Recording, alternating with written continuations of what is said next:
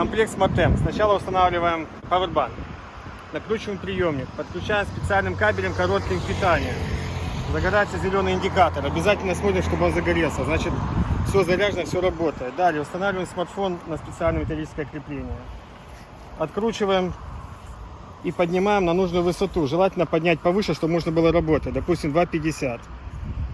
Закручиваем. В программе заходим в настройки. Высота GPS антенны.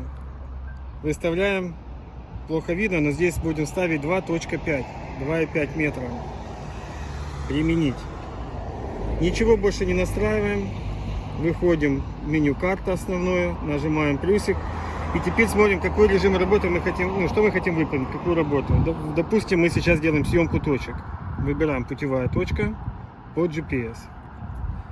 Взяли мы импровизированную точку, камень, да? Вот возле камня, и смотрим на экран. Начинается поиск спутников.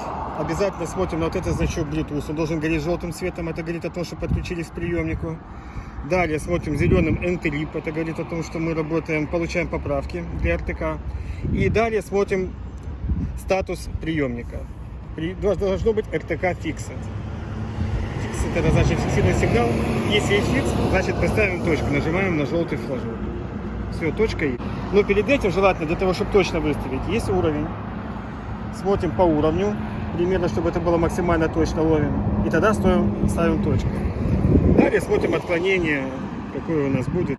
4 сантиметра, ну там, смотря как вы сняли точку. Далее переходим на вторую точку. Не отключаясь ничего. Надо отключили, заново поставить. Поставили, выровнялись по уровню. Сейчас мы вот так сделаем, чтобы мне было удобно. Максимально точку.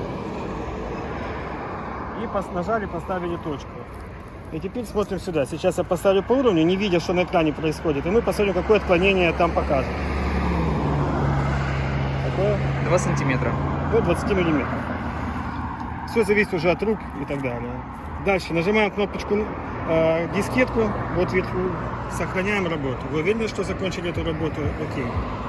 Мы закончили эту работу. Переходим в раздел «Поля». И мы должны сохранить этот проект. Назовем его «Точки». Можем дать описание, допустим, тест. И применить. Теперь у нас в разделе «Поля» появилась наша работа, наш проект, в котором есть эти две точки.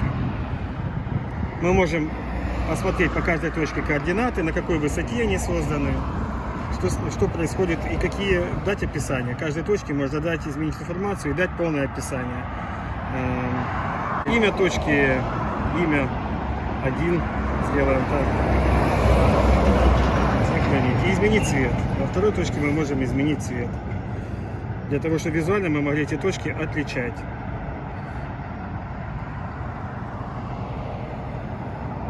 Применить.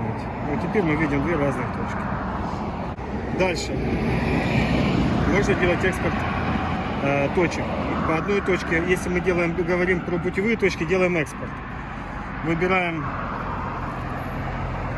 меню. Сначала выделяем точку любую, она становится синим цветом. Вверху появляется меню инструменты, линейка с карандашиком. Нажимаем на них. И есть экспорт. И мы конкретно именно вот эту точку экспортируем в KML. Вот внизу есть KML. И нам показывает, что он сохранился в проводнике в папку Geometr.